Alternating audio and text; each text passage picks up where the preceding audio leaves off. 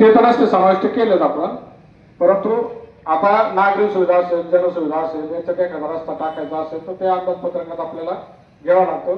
त्याच्यात तरतूद नसेल तर त्याच्यावर आपल्याला टाकता येत नाही परत निधी. तर म्हणून हे असे अंदाजपत्रक द्यायचे. काय स्मशानभूमी सुधारणा असेल, नळपाणी पुरवठा कोणाच्या भागातली सुधारणा असेल तर ती याच्यात इन्क्लूड करून घ्यायचं असतं. तर असं कोणत्या मळ्यात काही अडचण असेल तर ती सांगा.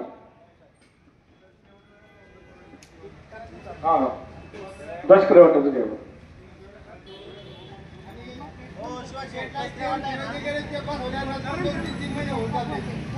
तेव्हा पाऊस होता, वायरमन लोक आहे ना वर ओला असल्यामुळे चढत नव्हती. कालपासून बसवायला सुरुवात केली. वाटतं काल गणेशवाडीचे तिकडे बसवले. 1-2 दिवसात ते परमिट घेऊन सगळे दिवाळीच्या आधी सगळे बसवतात. घेऊ ना विषय.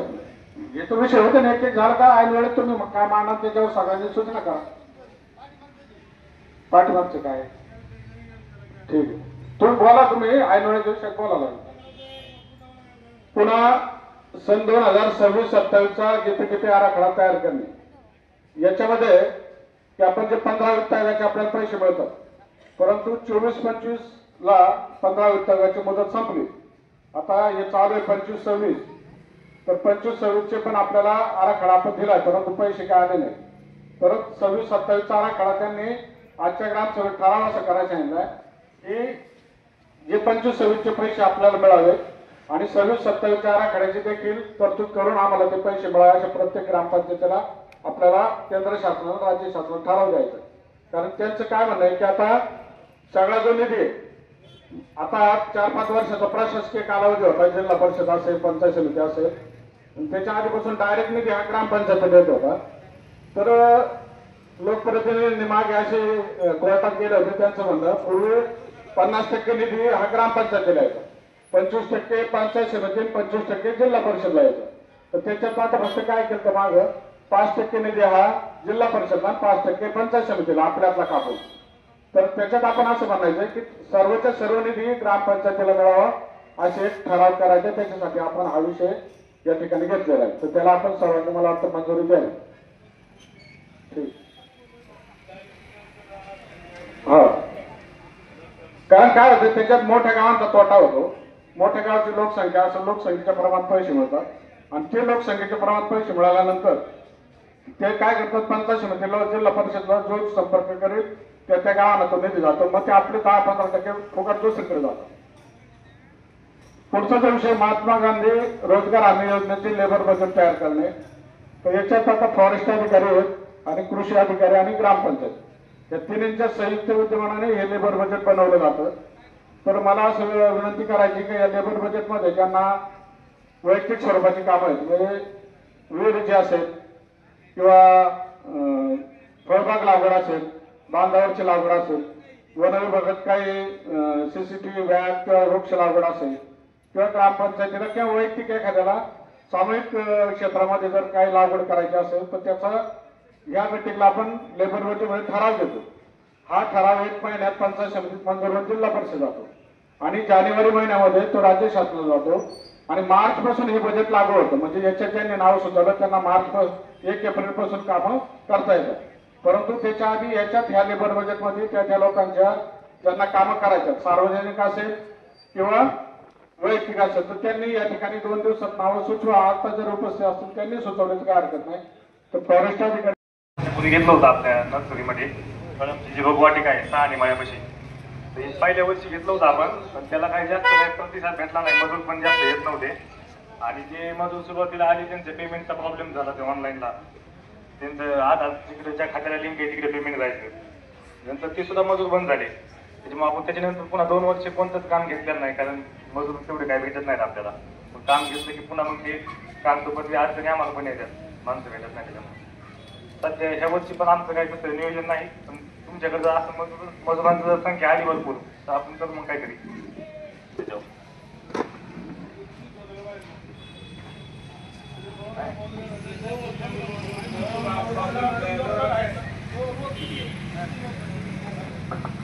याला 299 रुपये रोज आहे. आता 1 एप्रिल पासून 322 रुपये झाला. परंतु याच्यात असं MRTS म्हणजे ह्या योजनेअंतर्गत मजुरांना काम मिळालं पाहिजे आणि त्याची मात्रा तयार झाली पाहिजे. समजा विहीर असेल तर विहीर तो स्वतः मजूर कामाला गेला पाहिजे आणि त्याची मात्रा पण तयार होते. घरकुलाला आपण देतो त्याचा लाभ. घरकुलाला जी मजुरी आपण मिस्त्रीच्या हाताखाली करायची त्याची मजुरी लाभार्थीला मिळते. जर सामायिक काम असेल, एखादा ओढा खोलीकरण घ्यायचा असेल, रस्ता घ्यायचा असेल, पाणंद रस्ता घ्यायचा असेल, तर शासनाचं म्हणणं आहे कमीत कमी गावातील 50 मजुरांची मागणी पाहिजे. त्यांना काम पुरवण्याचं आपलं काम. जर त्यांनी वर्षभर काम मागितलं आणि आपण त्याला देऊ शकलो नाही तर त्यांना शासन रोजगार भत्ता देखील देते. म्हणजे काम उपलब्ध करून द्यायची जबाबदारी कृषी विभाग, वन विभाग आणि ग्रामपंचायतची आहे. तो वाल कंपट घेत आहेत किंवा विहीर पुनर्भरण, ज्या कॅनलच्या वरती विहीर असेल किंवा कॅनलच्या खाली असेल, पावसाचं पाणी असेल तर त्या विहिरीच्या आजूबाजूला पुरवायचं, त्याला ते सुद्धा काम याच्यात घेता येतं. अशी कामं त्याच्यात घेता येतात. तर कृषी विभागाची सुद्धा मॅडम आपल्याकडून काय या योजनेबाबत सांगा.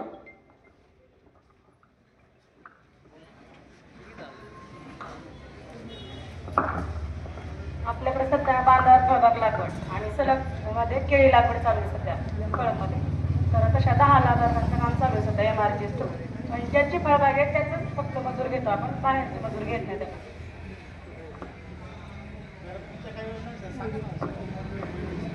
तर आपल्याकडून ट्रॅक्टर, रोटावेटर आणि ट्रॅक्टरला जे आवश्यक अवजार आहेत तर ते महाडीबीटी म्हणून एक वेबसाईट आहे, त्याच्यावर सगळ्यांनी अर्ज करायचा आहे. बियाण्यासाठी पण त्याच्यावर अर्ज करू शकता आणि जे तुम्हाला काय लागतंय समजा अवजार वगैरे, ऑलरेडी ट्रॅक्टर आहे तुमच्याकडे तर कांद्याचा रोपवाटिका, पॉली हाऊस, शेड लाईट त्यासाठी पण अनुदान आहे. सगळ्या योजना ज्या आहेत त्या महाडीबीटीवर चालू आहेत. तर त्यांनी वैयक्तिक लाभासाठी पण आहे आणि सार्वजनिकसाठी पण आहे. ट्रॅक्टरला 1.25 लाख रुपये अनुदान आणि रोटावेटरला बिलाच्या 45% GST बिलाच्या. याच्यामध्ये स्प्रे पंप तुम्हाला घेता येतो, STP घेता येतो. ज्या शेती अवजारे सगळे आहेत ना त्याची सगळे. आणि विशेष म्हणजे आपल्या गावामध्ये आता जे डीबीटीचे ज्यांनी फॉर्म भरले होते जवळजवळ 140 लोकांना त्याचा लाभ आता मिळणार आहे. त्याचे ऑनलाईन पोर्टलला दिसतात. त्यांनी ज्या ज्या लोकांची नावं त्याच्यात आल्यात त्यांनी आपापली कागदपत्र त्या पोर्टलवर अपलोड करायची. अपलोड केल्यानंतर त्यांना परत परमिशन यायची. मग त्याचं बिल त्याच्यावर कोटेशन आणि बिल अपलोड करायचे. म्हणजे मग त्यांना 1-2 महिन्यामध्ये पैसे मिळून जातील. जवळजवळ 144 लोकांचे अर्ज त्याच्यावर आहेत. विकास योजनांच्या लाभार्थ्यांची निवड करणे. आपण जे मागच्या 2 ग्रामसभामध्ये जिल्हा परिषदच्या योजना होत्या, कृषी विभागाच्या होत्या, महिला बाल कल्याणच्या, तर आपल्याकडे साधारणतः 56 लोकांनी अर्ज भरले. तर त्या 56 लोकांना ग्रामपंचायतीकडून आपण अप्रुव्हल दिलेला आहे. आता त्यांची मंजुरी आपल्याकडे होईल.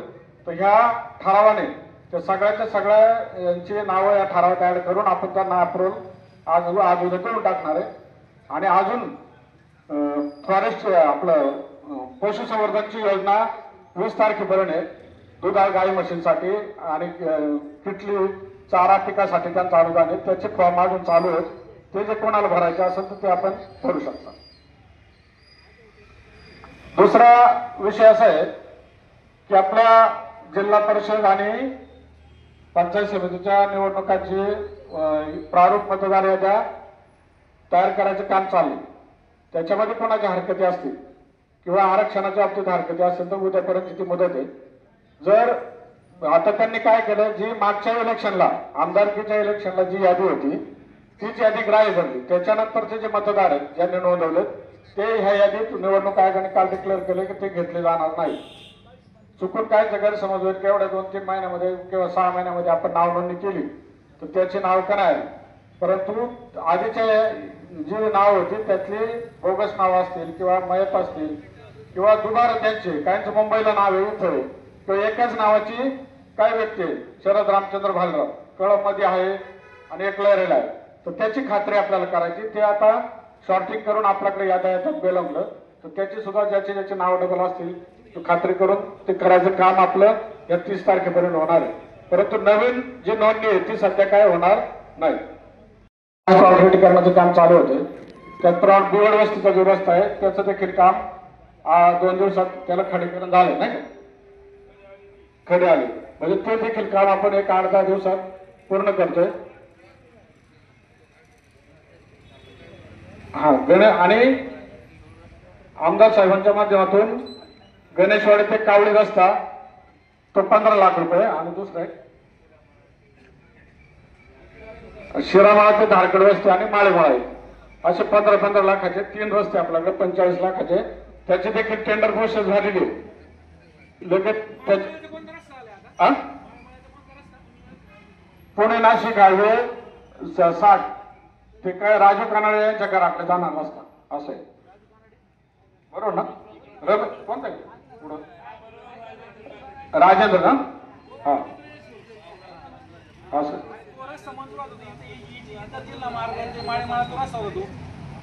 कोणता? हा बरोबर.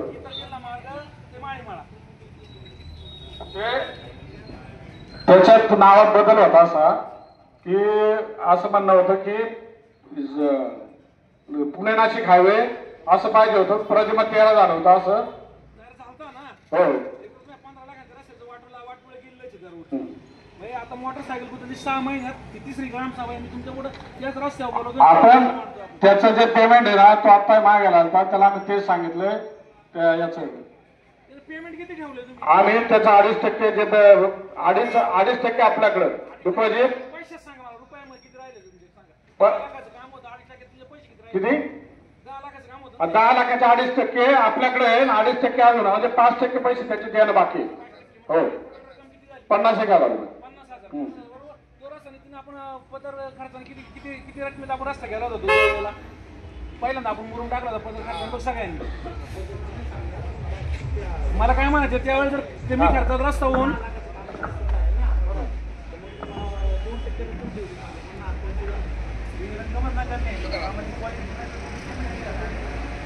माझं म्हणणे ते तुम्ही जर आहे ना समजा तुम्ही त्याची पेमेंट काढायची गरजच काय होती जर रस्ता झाला. आत्ता जर मोटरसायकल कुठे त्याला पाऊस झाला तर तो आम्ही पदर खर्चाने म्हणून टाकू, रस्ता चांगला होता आमचा, खडी उघडी पडायला लागली. आपल्या एका पावसात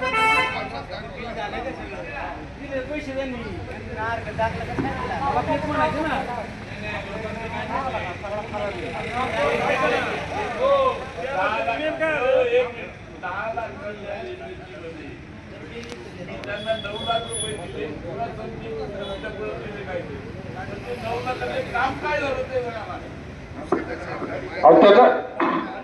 काय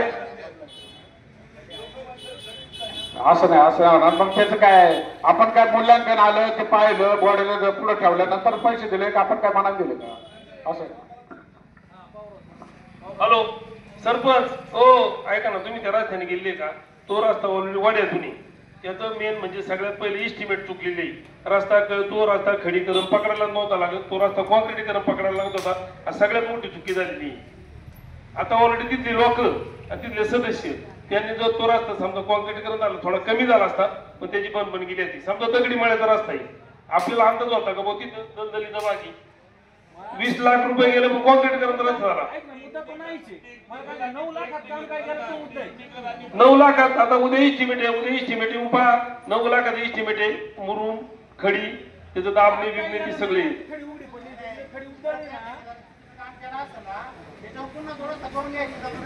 हा आहे 100%. आपण पाठीमागे पत्र पाठवले भाऊसाहेब, ऐका ना, थांबा.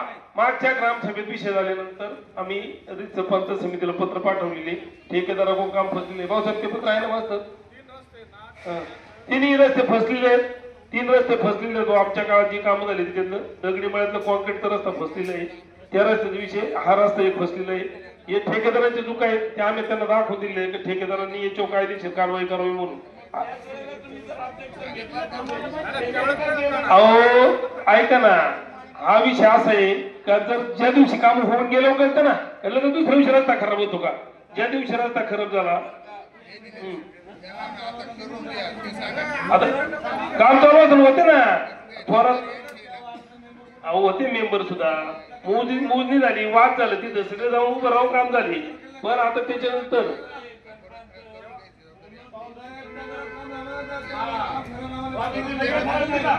आता 100% काय करा, ज्या वेळेस काम झालं त्यावेळेस त्याला लगेच फसल्यासारखं काम वाटलं नाही ना. ज्यावेळेस पाऊस झाला रस्ता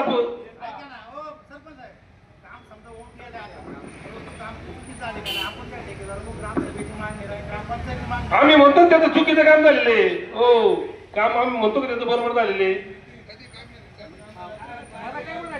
रस्ता करून गेला का? हाय कसा तो निधी परत परत मिळतो का?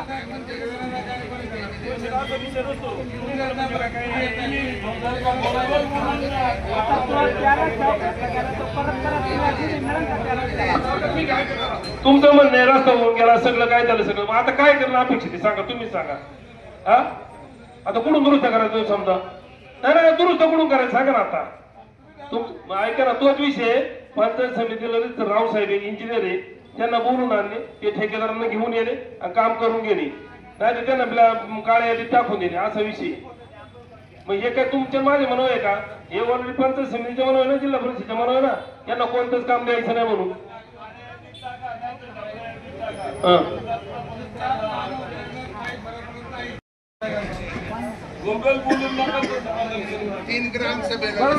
टोटल 800 मीटर पेक्षा जास्त रस्ता नाही तो 1 किलोमीटर डांबरीकरण आलं तर डांबरीकरण फिरवायचंच कशाल ना डांबरीकरण होऊन जायचं आता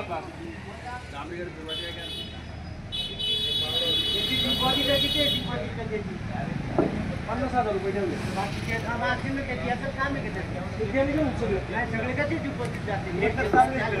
त्याला 2च कामं होती एक त्या पॉवर हाऊस ते लवकी रोड आणि एक तुंबेमळ्याचा रोड ही 2 कामं दिली होती त्याला आता तुंबेमळा पॉवर हाऊसचा जो रस्ता आहे हा टोटली वड्यातून तयार झालेला रस्ता आहे ज्यावेळेस आमचे सदस्य जात होते त्यावेळेस तिथे चर्चा व्हायची की लोक आजूबाजूला रस्ता करायला जागा देती नाही पूर्ण रस्ता 9 फूट 10 फुटाचा झाला त्याला साईडने गटर सुद्धा नाही तुमच्या अधिक माहितीसाठी सांगतो त्याला खडीकरण वरून मुरमीकरण आणि दाबणे हे काम पाऊस झाल्यानंतर सगळी माती सगळी त्या रस्त्यावरती आली आता त्याला बोलून घेऊ रावसाहेबांना सांगून परत त्याच्यावरती लेअर मारून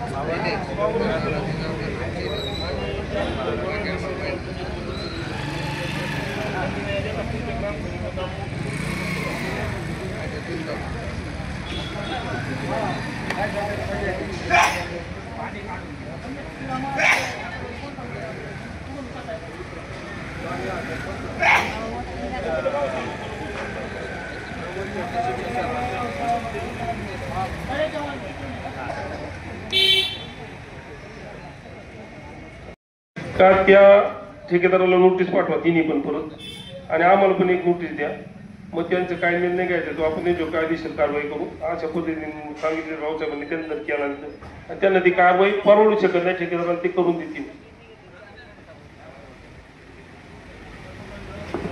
डांबर रस्ता का फिरवला ना डांबर रस्ता झाला नसता का तो आता येते तू इजी मग बदलून आणली काय जिल्हा मार्ग ते माळी माळ होता बरोबर का नाही तो डांबर रोड झाला नसता का आता हे तर रस्ता तुमचं त्याचे टेंडर काय बदललं नाव चुकला विषयच नाही माझं काय नाही नाव काय द्यायचं इतर जिल्हा मार्ग ते माळी मार्ग एकमेव रस्ता आहे झाला असं तुम्ही नवीन तुम्ही घेतो माहिती आवाज येते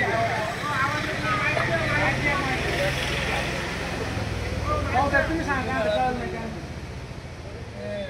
काय सांगितलं ते कळलं नाही त्यांचं म्हणणं त्या रस्त्याचं नावात बदल होता सुरुवातीला तिथं जो रस्ता सुचवला होता की हायवे ते राजू यशवंत कानडे यांच्या घराकडं पण त्यांच्याकडून ते इतर मार्ग झालं होतं म्हणून तो बदलून घेतला आणि तुमच्या रस्ता तो प्रस्तावित केला असं त्यांचं हा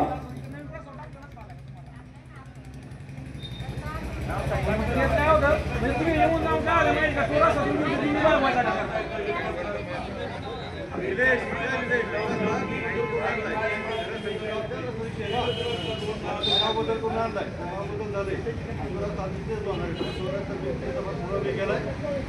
मी कुठं मी त्यांना उत्तर तुम्ही काय सांगा तुमचं नाव काय वाटतं तुमचा माझा संबंध काय बोलायचं असेल मी इकडे भाऊसाहेबांना विचारतोय प्रश्न तुम्ही मला माझ्या रस्त्याचा प्रश्न मला काय माहिती रस्त्याला नाव काय होतं इतर जिल्हा मार्ग माझा मुद्दा तोच इतर जिल्हा मार्ग होता का इतर जिल्हा मार्ग ते माळी मारा मग हा रस्ता कोणता आहे माझा मुद्दा एवढाच आहे तुमचा विषय येतो कुठं तुमचा काय संबंध आहे बोलायचं माझ्याशी काय संबंध आहे मी तुम्हाला एक प्रश्न विचारला नाही हा चाललंय माझं बोल म्हणजे बोलतो तुम्ही माझा मुद्दा भाऊसाहेबांशी चाललाय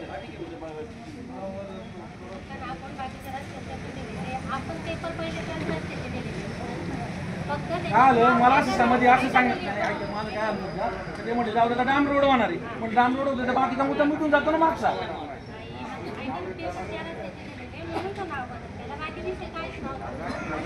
बरं हा रस्ता तुम्ही आता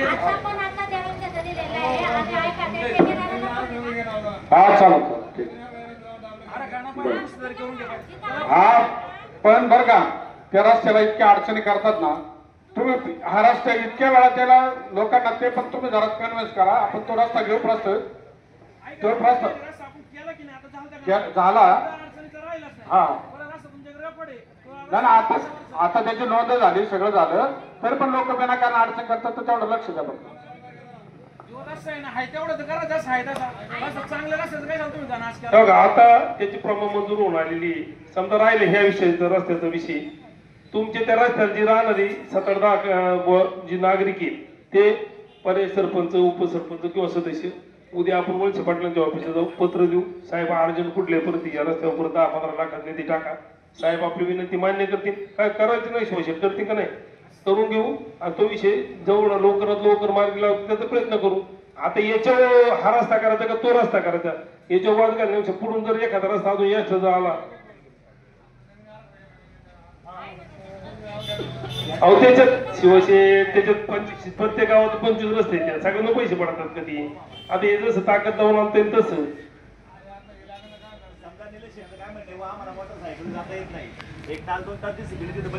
तसं नाही होत आता नाही होत पाऊस झाला काय ना अरे हा विषय गणेश तुझ्या रस्त्याने गेलाय कधी ऐक ना तो अख्खा रस्ता म्हणजे कुठं माहितीये का तुला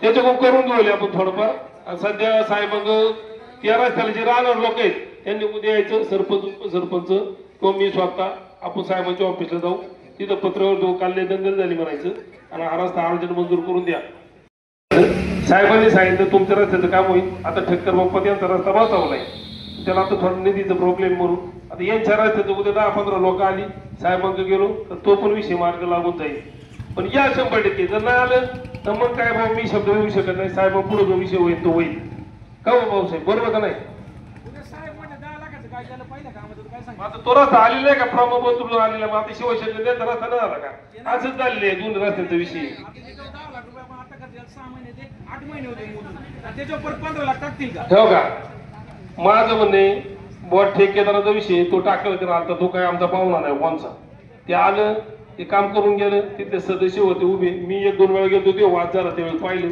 त्यावेळेस काम बऱ्यापैकी झालं पाऊस झाला आता पाऊस काही थोड्या प्रमाणात झाला तो वडा आहे सगळा त्या वड्यातून आल्यानंतर किती मुरमन किती खडी टाकली आणि डांबर टाकले ते वाहूनच जाणारी तिथं मेन प्रॉपर रस्ता पाहिजे कॉन्क्रीटचाच कॉन्क्रीट शिवाय पर्याय नाही त्याला थोडं जास्तच पैसे पाहिजे अहो शिवशेठ अख्खाच रस्ता वड्यात तू ऐका ना वड्याचं काय रस्त्यावरून पाणी वाहिलं नाही किंवा काय नाही वड्यामध्ये गटराचं म्हणून उपयोग होतं त्या वड्यात अख्खं पाणी गटराचं त्या वड्याचं काय त्यातून काय रस्त्यावरून पाणी वाहिलेलं नाही त्या वड्यात मग का पाणी ते निमित्त सांगू नका तुम्ही वड्यात रस्ता आहे तो रस्ता इंग्रजांच्या काळापासून त्या रस्ता आहे तो वड्यात कसं असं तो पाणी आज नकाशा बघतो तो एकमेव रस्ता आहे गाव नकाशा पाहिला ना पुन्हा पैसे घेणे गेले होतो उच्च तयार करता येईल उद्या 10-15 कार्यकर्ते त्या रस्त्याच्या बाजूचे आम्ही स्वतः येतो सरपंच मॅडम येतील मी कमलेश आम्ही तिघं येतो जाऊन त्याला पैसे मंजूर करून घेऊ मुख्यमंत्री समृद्ध पंचायत अभियानाबाबत आढावा घेणे आपण हा चालू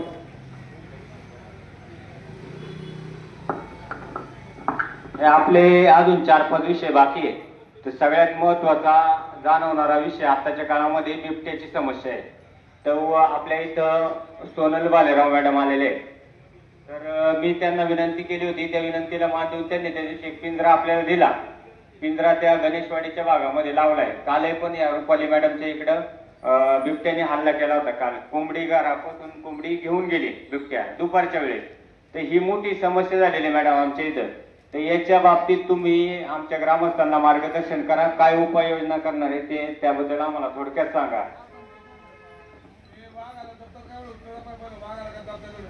ते सांगते शिवशेठ ऐका ना शिवशेठ दुसरा एक विषय असा सर्व नागरिकांच्या माहितीसाठी तो कोणता राष्ट्रीय प्राणी घोषित केला तो यांनी केलाय सांगणार ना ते सगळं, ऐका ना, सगळं सांगतील ते. दुसरी गोष्ट ऐका, वाघांच्या बाबतीतला एक गैरसमज कोणता, पिंजरा लावला मग वाघ जात नाही, ती मॅडम सांगते. हे निर्णय तुमच्या आमच्या हातात नाहीये.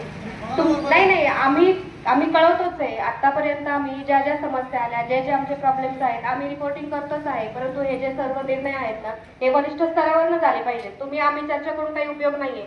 आता तुम्ही पाहताय, जुन्नरला सुद्धा आमदार साहेब, खासदार साहेब मोठ्या प्रमाणावर मागणी करतायत, तसबंदीची करतायत. परंतु हे वरिष्ठ स्तरावरून, केंद्र सरकारच्या स्तरावरून हे झालं पाहिजे. तुम्ही आम्ही बोलून काही होणार नाहीये. शेड्यूल 1चा प्राणी येतो, ही अन्न साखळी आहे. शेड्यूल 1चा प्राणी आहे, त्याच्यामुळे त्याला संरक्षण आहे. त्याची संख्या आपल्याला त्याला वैयक्तिक काही करता येत नाही असं तुम्ही जे म्हणताय. आता हा नमस्ते, मी पहिल्यांदा ओळख. शेड्यूल 1 म्हणजे प्रथम श्रेणी 1. आता आपल्याकडे कशी कॅटेगरी असते, क्लास 1, क्लास 2, क्लास 3. क्लास 1 मोठे अधिकारी असतात, क्लास 2 त्याच्यानंतर दुय्यम श्रेणी, क्लास 3, क्लास 4 शिपाई वर्ग, हे आहे म्हणजे हे असे क्लास. हा तसं बिबट आणि वाघ हा शेड्यूल 1चा प्राणी आहे, म्हणजे अन्न साखळीतला सगळ्यात महत्त्वाचा घटक आहे. जगात जर बिबटे किंवा वाघ जर कमी झाले तर पूर्ण पर्यावरण संतुलन बिघडू शकतं किंवा पर्यावरणाचा ऱ्हास होऊ शकतो. जिथे आतापर्यंत बिबटे वाघ अबाधित आहेत, याचा अर्थ आतापर्यंत कुठेतरी पर्यावरण अजून धोक्यात आलेलं, फार अगदी धोक्यात आलेलं नाहीये. जर ते नष्ट केले, त्याचे अन्न साखळीचा सगळ्यात पहिला घटक आहे वाघ आणि बिबट. त्याच्यामुळे त्याच्यावर प्रतिबंधात्मक कायदे आहेत. आपल्याला खालचे आपण कर्मचारी आहोत किंवा स्टाफ आहोत, आपण वैयक्तिक नाही त्याच्यावर निर्णय घेऊ शकत. बरं, मी नमस्कार पहिल्यांदा सगळ्यांना. मी सोनाल भालेराव. मी आत्ता नवीन नियुक्ती आहे वनपाल कळम म्हणून. मे मध्ये माझी बदली झाली आहे. यापूर्वी वनपाल कळम मडके हे होते. तर आता तुम्ही आज मला बिबट्याच्या समस्याविषयी बोलवलंय. खरं तर हा बिबट आता सगळीकडेच बिबट्या दिसतोय. फार मोठा प्रादुर्भाव वाढलाय. मागच्या ह्या 4-5 वर्षामध्ये फार मोठ्या प्रमाणात त्याची संख्या वाढली आहे. आता काकांनी सांगितलं, परंतु आत्ताच मी तुम्हाला सांगितलं की शेड्यूल 1चा प्राणी असल्यामुळे त्याच्यावर फार मोठ्या प्रमाणात निर्बंध आपल्याला वैयक्तिक खालच्या पातळीवर काही घालता येत नाही. मग आपण काय केलं पाहिजे? मग बिबट्याची जर संख्या एवढ्या मोठ्या प्रमाणात वाढली आहे तर मग आपण त्याच्यापासून संरक्षण कसं करायचं, तर मी थोडक्यात सांगते. तुम्हाला काही प्रॉब्लेम असतील तर तुम्ही पण मला विचारा. सगळ्यात महत्त्वाचं तो निशाचर आहे बिबट्या. त्याच्यामुळे तो बऱ्यापैकी संध्याकाळच्या वेळेस शिकारीला बाहेर पडतो. आता मोठ्या प्रमाणात जंगल नाहीशी झाली, मोठ्या प्रमाणात आपल्याकडे जंगल राहिलं नाहीये. त्याच्यामुळे पर्यायाने ते जे बिबट आहेत किंवा जे वन्य प्राणी आहेत ते मानवी वस्तीत उतरलेत. मागच्या 4-5 वर्षामध्ये बऱ्यापैकी बिबट हा वस्तीतच राहतोय किंवा उसाच्या शेतातच राहतोय, ओढ्या नाल्यांमध्ये राहतोय. त्याच्यामुळे आपल्याला तो सतत दिसतो. जंगलात भक्ष्य नाही राहिलं, तो मानवी वस्तीत उतरलाय. मानवी वस्तीत म्हणजे तो शेतात राहिलाय, शेतात म्हणजे तो उसात राहिलाय. लपण जिथे घनदाट त्याला लपण वाटते किंवा जिथे त्याला सुरक्षितता वाटतं तसं ते त्याला उसाचं किंवा मक्याचं शेत आहे त्याच्यामध्ये राहिलंय. आणि आता बऱ्यापैकी आपल्याकडे 70-80% शेतकऱ्यांचं प्रमुख पीक हे ऊसच आहे. त्याच्यामुळे प्रत्येक वेळेस आपल्याला सारखं त्याचं इंटरॅक्शन होतं. मग आता शक्यतो म्हटलं मी, बिबट माणसांवर हल्ला करत नाही, तो वाईल्ड आहे. परंतु बऱ्यापैकी आपल्या येण्या जाण्याच्या वेळा आणि त्याच्या येण्या जाण्याच्या वेळा एक झाल्या की तो घाबरून माणसांवर हल्ला करतो. मग आता संध्याकाळच्या वेळेस शक्यतोवर जर तो बाहेरच पडतो संध्याकाळच्या वेळेस भक्ष्याच्या शोधात, तर आपण विनाकारण एकतर बाहेर पडायचं नाहीये कामाशिवाय. का तर आपण बिबट प्रवण क्षेत्रात राहतो. नुसतं बिबट प्रवण क्षेत्र नाहीये, तर हे अतिसंवेदनशील बिबट प्रवण क्षेत्र आहे. कळम झालं, खडकी झालं, चांडोली झालं किंवा पुढे लौकी झालं. आपल्याकडे 1 किलोमीटरला इथं कमीत कमी 1 ते 2 बिबट असतील. मग आता विचार करा, एवढ्या मोठ्या प्रमाणात संख्या असेल तर आपण येण्या जाण्याच्या वेळा त्याच्या पाळल्या पाहिजे. संध्याकाळी जेव्हा तुम्ही संध्याकाळच्या वेळेस आउटसाईडने येता तेव्हा तुम्ही येताना शांत नाही आलं पाहिजे. तुम्ही गाडीचा हॉर्न वाजवला पाहिजे, जेणेकरून जर आसपास बिबट्या असेल तर त्याला समजेल.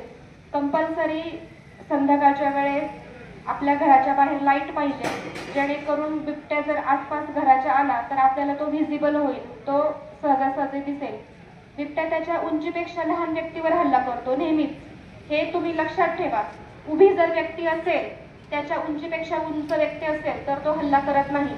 त्याच्या उंचीपेक्षा कमी व्यक्तीवर हल्ला करतो. मग त्यात छोटे मोठे पशुधन असतील, कोंबड्या असतील, कुत्रे असतील, छोटे पाळीव प्राणी असतील, मग त्यात शेळ्या, मेंढ्या येतात आणि सगळ्यात महत्त्वाचं लहान मुलं त्याच्या उंचीपेक्षा कमी येतात.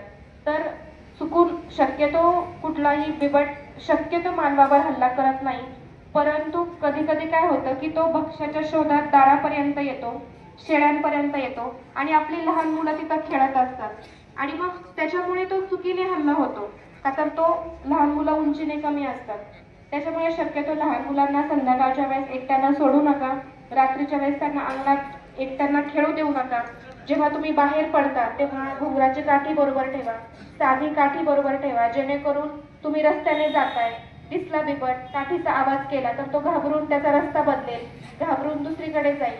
आता बऱ्यापैकी आपण युट्यूबवर वगैरे पाहतो की रस्त्याने बिबट दिसतोय, गाडीवर येताना बिबट दिसतोय, परंतु असं कधीच होत नाही की बिबट्या दिसलाय आणि त्याने पुन्हा रिटर्न येऊन माणसांवर हल्ला केलाय. तो त्याच्या वाटेने तो जात असतो. त्याच्यामुळे जेव्हा तुम्ही रस्त्याने येत जाता याल तर तुम्ही स्वतः आवाज करत या. मुलं बऱ्याच वेळा आता मी बघते की वाड्या वस्त्यातनं लहान लहान मुलं येतात, तर मुलांना एकट्यानं शाळेत पाठवू नका, घोळक्याने पाठवा, 2-3 मुलांना पाठवा, शक्य झालं तर एखादा पालक त्यांच्या बरोबर असू द्या. का तर बिबट्याची इतक्या मोठ्या प्रमाणात संख्या आहे की कधी कधी असं होतं की बिबटे शेतामध्ये लपलेले असतात. कधी त्यांना वाटलं की मला इथं असुरक्षितता वाटते ह्या शेतामध्ये, तर ते कधी कधी दिवसाही स्थलांतर करू शकतात, ह्या शेतातनं दुसऱ्या शेतात जाऊ शकतात. मग ते स्थलांतर करत असताना चुकून आपण रस्त्याच्या मध्ये आलो तर हल्ला होऊ शकतो. तर येताना जेव्हा शांत रोड असतो तिथे तुम्ही हॉर्न वाजवत या, कंपल्सरी गाडीचं इंडिकेटर चालू ठेवा. त्याच्यानंतर जेव्हा तुम्ही शेतात बायका काम करता तेव्हा बसून काम करता, प्रत्येक वेळेस काही वाकून काम करू शकत नाही आपण, तेव्हा शक्यतो एकटे जर काम करत असेल तर मोबाईलला प्रत्येकाकडे अँड्रॉइड पीस आहेत, तर मोबाईलवर गाणी लावा. त्याच्यानंतर गळ्याला कंपल्सरी मफलर बांधा किंवा स्कार्फ बांधा, जेणेकरून बऱ्यापैकी आतापर्यंत जे बिबट्याचे हल्ले झालेले आहेत ते मानेवर झालेले आहेत.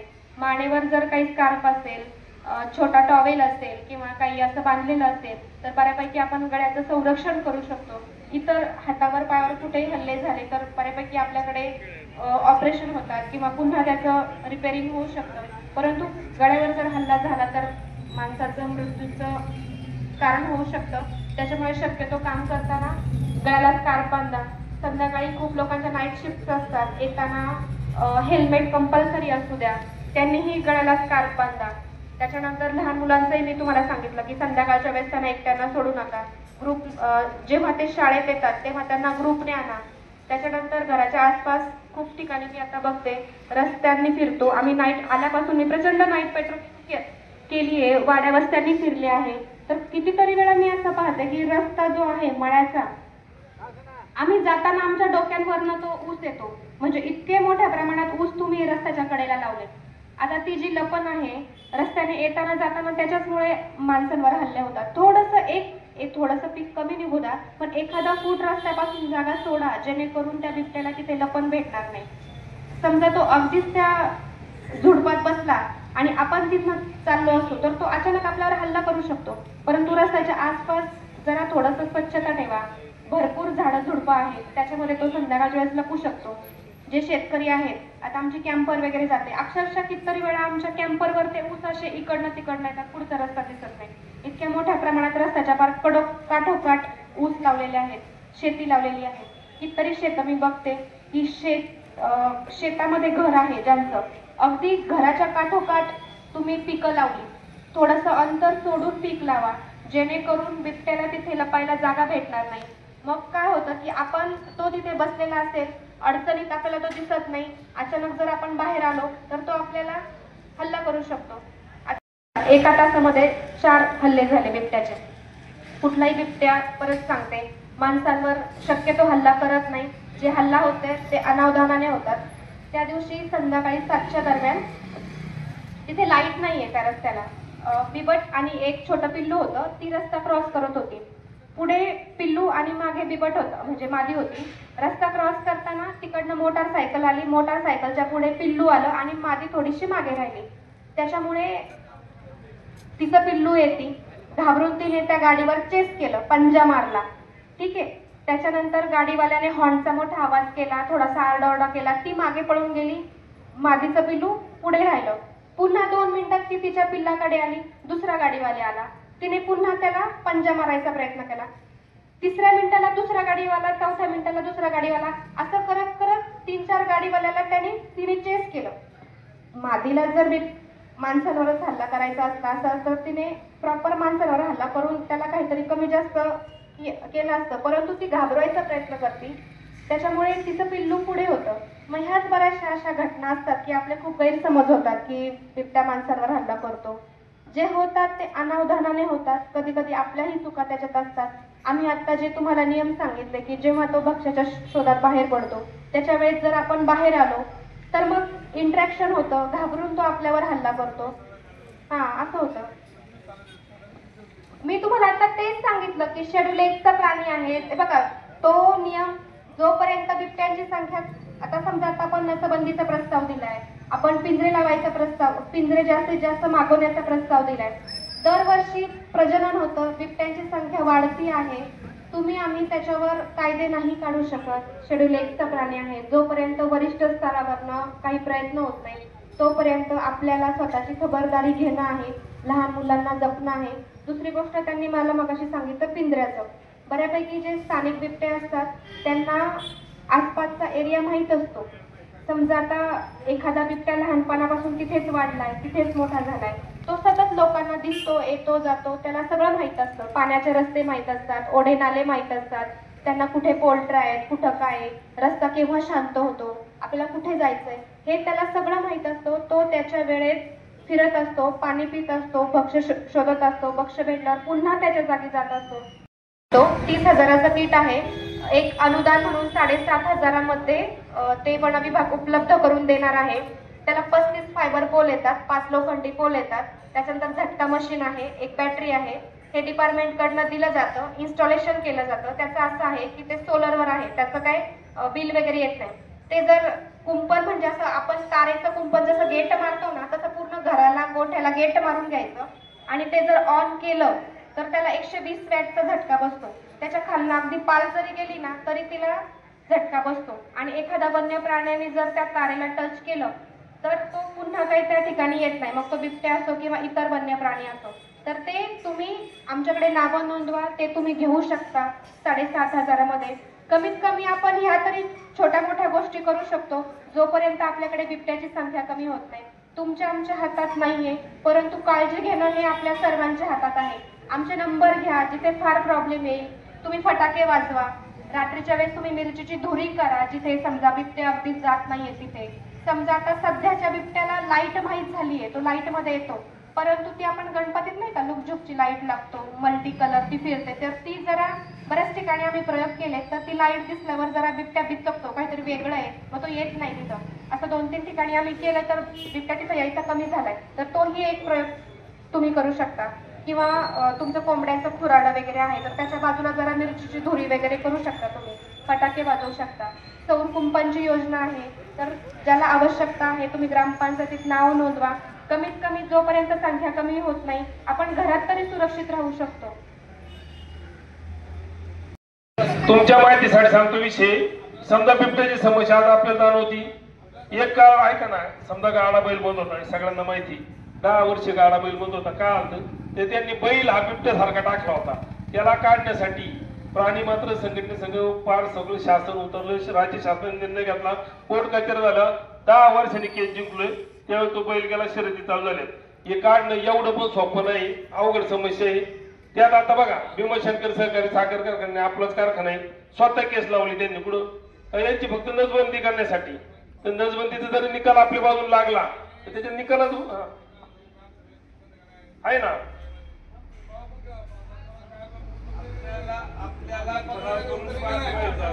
हा ठराव करा भाऊसाहेब, कमीत कमी नाही काय तर नसबंदीचा तरी ठराव करा.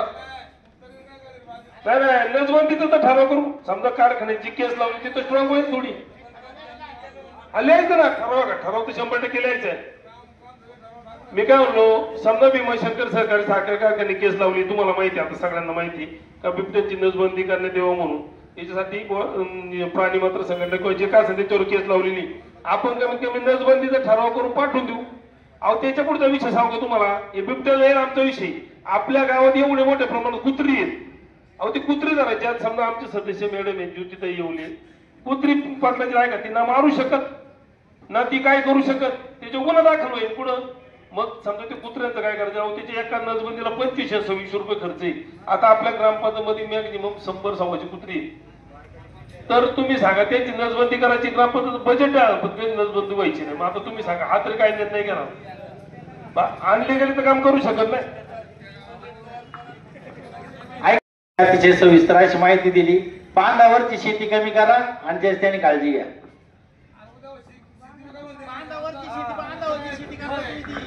तेव्हा आजच्या ग्रामसभेत एक मिनिट आता झालं तुमचं.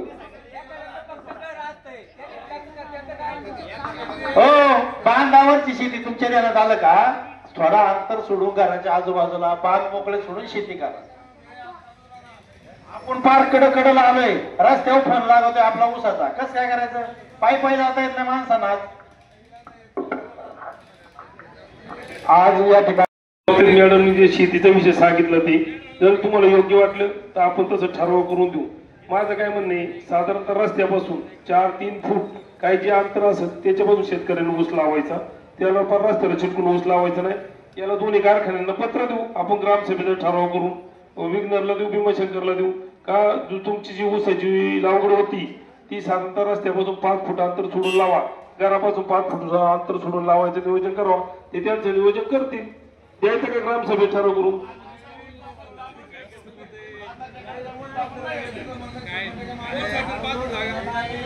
अहो ते कारखाना घेईन ना निर्णय त्याचा काय घ्यायचा.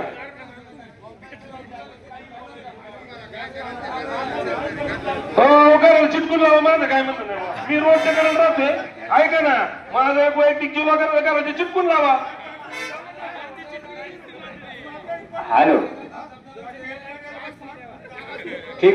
या ग्रामसभेच्या निमित्ताने उपस्थित झाल्यात त्यांचा एक छोटासा सन्मान आपल्या गावच्या वतीने होतोय. गावच्या वतीने सन्मान करण्यासाठी मी आपल्या गावच्या लोकनियुक्त सरपंच उषाताई कानडे यांना विनंती करतो, त्यांनी वनपाल वनरक्षक सोनल बालराव मॅडम यांचा सन्मान या ठिकाणी करावा.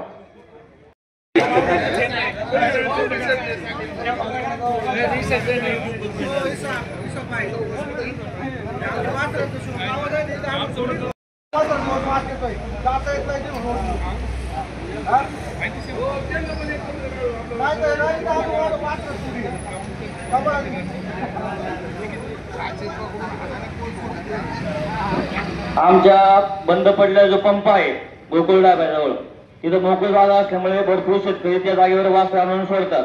ते वासरे मरतात, त्याचा वास भरपूर दुर्गंधीत असतो 15 दिवस. त्याचं काहीतरी ग्रामपंचायतीने करावं, नाही तर चौकात गाव वासरा सोडायला सांगा सगळ्यांना.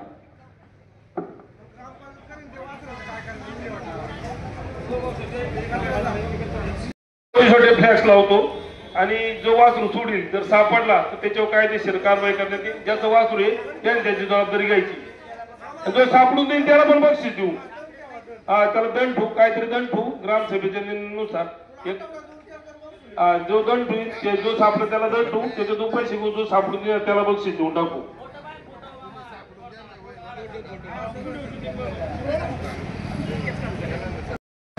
की आपल्याला मुख्यमंत्री समृद्ध पंचायत अभियानांतर्गत आपण मागे ग्रामसभा घेतली, तर याच्या अंतर्गत आपल्याला छोटी मोठी कामं करणं गरजेचं आहे. आताच प्राथमिक शाळांचा देखील अर्ज आहे. शाळांना CCTV बसवायला सांगितले, पुन्हा अंगणवाड्यांना CCTV, शाळांना सोलर प्लॅन हे करायचे, वीज निर्मिती अंगणवाड्यांना देखील करायचे. परत जे गावातले महत्वाचे चौक असतील तिथं CCTV. त्याच्यासाठी आपल्याला लोकवर्गणी, ग्रामपंचायत, गावातल्या विविध संस्था यांचे सहकार्य लाभलं पाहिजे आणि त्याच्या माध्यमातून आपल्याला हे काम करायचे. तर गावात काही पतसंस्था असतील, सोसायटी असेल, बँक असेल, ग्रामपंचायत आणि काही जे सामाजिक संस्था असतील, तर यांना माझं आव्हान आहे की आपण या कामासाठी काही लोकवर्गणीच्या माध्यमातून जर निधी दिला तर ही कामं आपल्याला पटापट करता येतील, की जेणेकरून सुरक्षितताच्या दृष्टीने आपल्याला एक मोठं पाऊल उचलता येईल. दुसरं असं शासनाचं असं म्हणणं आहे की दर मंगळवारी 31 डिसेंबरपर्यंत श्रमदान हे ग्रामस्थांकडून झालं पाहिजे. निदान 1 तास तरी सर्वांनी स्वच्छतेसाठी किंवा श्रमदानासाठी, त्याच्यातून मग रस्त्याची सफाई असेल, गावाची सफाई असेल, ह्या गोष्टी करण्यासाठी आपल्याला इथून पुढच्या मंगळवारपासून श्रमदान करायचं, तर त्याच्यासाठी देखील मी आवाहन करतो की आपण गावठाण असेल, गणेशवाडी असेल, वरपेमाळा असेल, कळंबई असे एक आठवड्यात एका ठिकाणी सगळेजण उपस्थित राहून त्या वस्तूची लोक जमा करून आपण श्रमदानाचं नियोजन करू. त्याला देखील आपण सर्वांनी प्रतिसाद द्यावा अशी माझी विनंती आहे. दुसरं असं की आपण डिजिटल ग्राम सॉफ्ट आपण घेतलंय आणि ते शासनाची संकल्पना आहे. तर येत्या 8-10 दिवसामध्ये प्रत्येकाच्या घराला आपण QR कोड देतो. त्या QR कोडवर स्कॅन आपण मोबाईलमध्ये केलं, आपली घरपट्टी आपल्याला किती आहे, आपण भरली का नाही, आपला दंड किती आहे, हे सगळं त्याच्यावर आपल्याला येईल. त्याच्यात काय आपल्याला मेसेज सुद्धा ग्रामपंचायतीला देता येतील किंवा ग्रामपंचायतचे ग्रामसभेचे मेसेज असेल, वसुलीचे असेल, इतर काही सूचना जर द्यायच्या असेल तर त्या QR कोडच्या माध्यमातून, डिजिटल ग्रामच्या माध्यमातून आपल्याला देता येते. एखादा माणूस मुंबईला असेल, पुण्याला असेल, त्याने जरी त्या स्कॅनरवर स्कॅन केलं तरी त्याला ऑनलाईन तिथून बसल्या त्याच ह्याच्यावर आपल्या खात्यातून घरपट्टी पाणीपट्टीचं भरणा करता येईल. अशा पद्धतीने आपण कारवाई केलेली आहे. आपण लवकरच, मला वाटतं 24 तारखेला थोडी माहिती द्यावी की काय काय उद्घाटन आहे, त्याच्यात आपण याचं पण उद्घाटन करू. सांग आपल्याला साहेबांनी जो निधी दिला त्याचं एक 25-26 तारखेपर्यंत आपल्याला येईल नोटीस. त्या तारखेला हा रस्ता तलाठी कार्यालय, सरकार कार्यालय, शाळेला 56 लाख रुपये मंजूर आहे. 56 लाखाचं विकास कामाचं भूमिपूजन आणि हे जे 3-4 रस्ते आहेत आत्ताची, या रस्त्याचं भूमिपूजन असा कार्यक्रम घ्यायचा आपल्याला आपल्या मराठी शाळेला, जिल्हा परिषद शाळेला. आपला हा रस्ता झालेला आहे. आता रस्त्याचं काम चालू आहे, तो एक रस्ता. परत आता जे नवीन 4 रस्ते, जे गणेशवाडीचे एक, इकडचे 3 रस्ते, असे 3-4 रस्त्याचं उद्घाटन, तलाठी सर्कल कार्यालय त्याचं उद्घाटन आणि साधारणतः त्याच वेळ तर आपल्या ग्रामपंचायत काम तो पण झालं तर ग्रामपंचायत उद्घाटन असं करून चौकात थोडा कार्यक्रम घेऊ. सर्वांनी कार्यक्रमाला उपस्थित राहावं ही ग्रामपंचायत विनंती करतो. त्या घंटा गाडी स्वर्गरथ करायचं नियोजन होतं. आमच्यातल्या काही सदस्यांनी साहेबांकडे जाऊन पत्र घेतलं, तर त्याची चौकशी मी वैयक्तिक जाऊन इंद्र पार्क होतो, आम्ही 2 जण गेलो, चौकशी केली. त्याला पैसे मिळतील, पण कधी मिळतील याची गॅरंटी नाही. वर्ष जाईल का 1.5 वर्ष जाईल, पैसे मिळणार आहेत त्या गोष्टीला. तर मग तिथं साहेबांचं PM बोर साहेब त्यांनी सांगितलं की सध्या तुम्ही ही गाडी उतरू आणली गेली आणि आपण तिच्या हे करून घेऊ स्वर्गरथ, दुसरी गाडी ती परत घंटा गाडी म्हणून आपण वापरू शकतो. मग काय करायचा निर्णय घेऊन उद्यापासून जर घंटा गाडीचं काम करायचं असेल, समजा आता ग्रामसभेत मी सगळ्यांच्या वतीने करतो, गाडी ग्रामपंचायतची आहे, जर कोणाला वैयक्तिक जरी डोनर व्हायचं असेल स्वर्गरथाला तरी होऊ शकतं. 2-3 दिवसात ग्रामपंचायतमध्ये भाऊसाहेबांकडे, सरपंच मॅडम, उपसरपंचाकडे सांगितलं तरी चालेल. एक नाही तर इथं आता ग्रामसभेत नाव डिक्लेअर केलं तरी चालू शकतो. स्वर्गरथ त्याचं नाव राहील. खर्च साधारणतः 2 लाखापर्यंत खर्च येईल त्याचा, 1.5 लाख ते 2 लाखापर्यंत. 2 लाखाच्या पुढे खर्च येणार नाही. कोणाला कोणत्या स्मरणार्थ द्यायचं असेल तो सांगा, उद्या आपण ते नियोजन करून टाकू. 2 दिवसात सांगितलं तरी चालू शकतं. 3ऱ्या दिवशी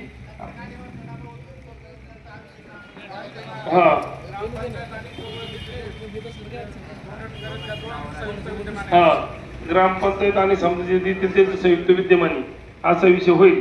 कोणाला द्यायचं असेल, समजा इथं असेल नसेल, त्या माणसाबरोबर चर्चा करायला सांगा.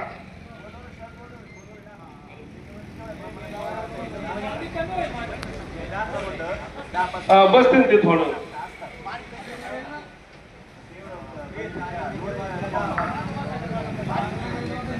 आता जे आज ठेवरचे विषय असेल तर सांगा.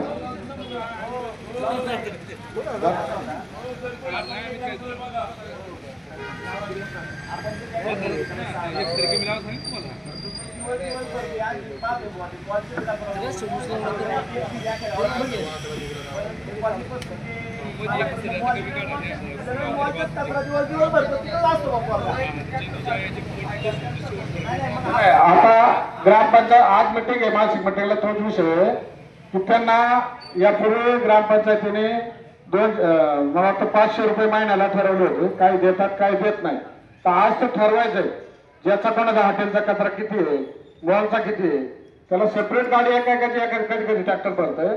तर अशाला जर त्याची वैयक्तिक गाडी गेली तर 500-600 रुपये त्याला खर्च आहे. मग त्यांनी जर रोजचे 500 रुपये 400 रुपये काय गाडी ठरवून ते जर दिले तर आपण त्याच्याकडे ती गाडी पाठवत आहोत. तर त्या पद्धतीने त्याची वसुली ज्या महिन्यात नाही आले तर तुझं पुढे गाडी बंद, असा एक माझा वैयक्तिक विचार आहे. तर ते बरोबर आपण विचार करून घेऊ. बस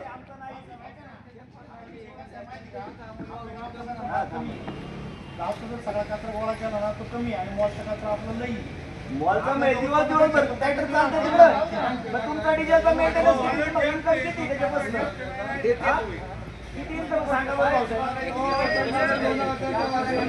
हॅलो, त्या दिवशी JCB घेऊन गेलो तो कचरा लोटायला, सगळी परिस्थिती मी पाहिली त्या दिवशी.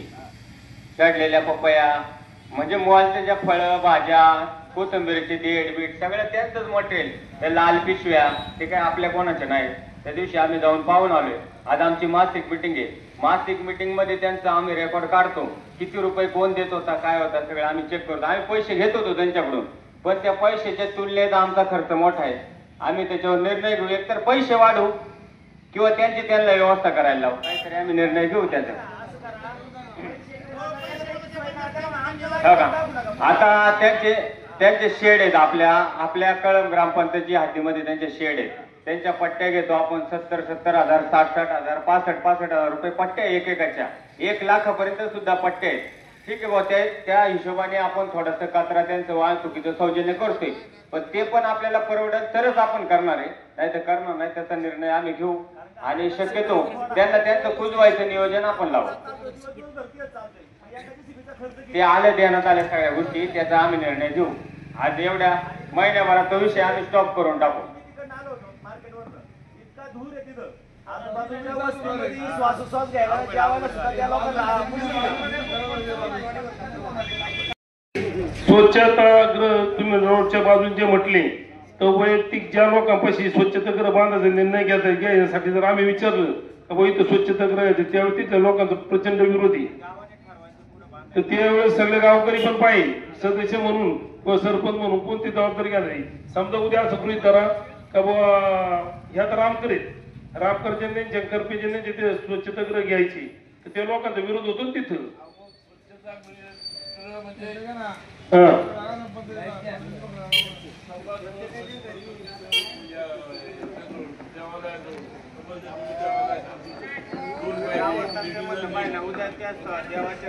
देवाच्या मंदिरापाशी शौचालय घ्यायचं. ग्रामस्थांनी मी सांगितलं इथं बांधायचं नियोजन करा म्हणून, तिथं बांधून टाकू ना. ऐका ना, मंदिरापाशी सार्वजनिक शौचालय नसावा. मंदिरात ऐका ना देवीचे जे कार्यक्रम आहेत ना त्याजोगं शौचालय नक्की असावा. तेवढीच नियोजन त्या ठिकाणी अंतर्गत करावा. हा, तुम्ही रेग्युलर वापरायला म्हटले ना घाण लागेल तिथे.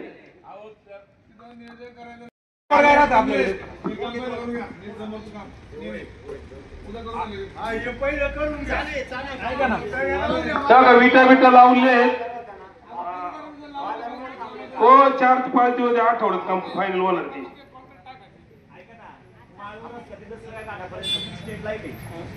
थांबड्यांवरती वेळ गेली त्याची लाईट बंद आहे आणि तुम्हाला कार्यक्रमाच्या टायमाला एका मंडपावाल्याला 1500 तर होणार होतं, त्या लागतात लाईट नसल्यामुळे तिथं बॅटरी घेऊन येतो आणि असं करतो.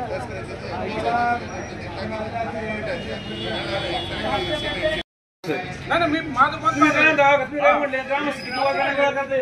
तुम्ही नका सांगा, तुम्ही काय करणार एवढंच सांगा. तुम्ही काय म्हटलं तुम्ही नाही सांगितलं भाऊसाहेब, गाव पैसे पडत हा विषय गेली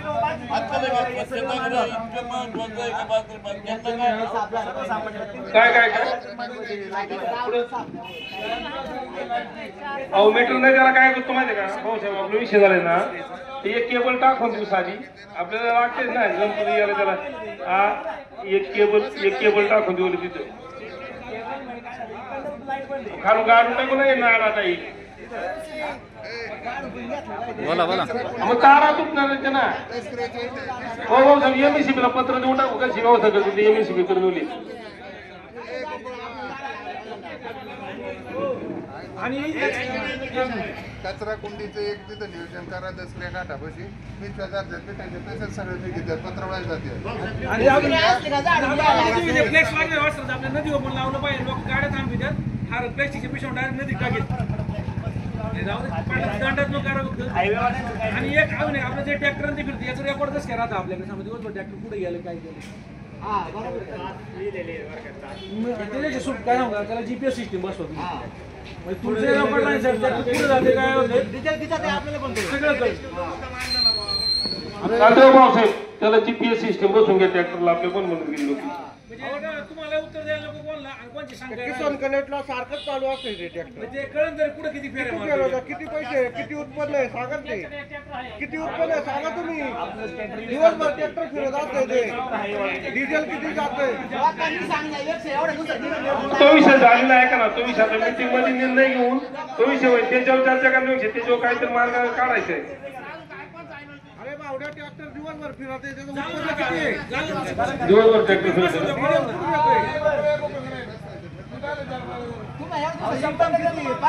ऐका ना हो समजा आमचं ड्रायव्हर आहे गाव पंचायत त्याला बोलून घेऊ किती ट्रिप होतात किती काय होतं सगळं विचारून घेऊ त्याच्या डिस्कशन नुसार तर आम्ही निर्णय घेऊ.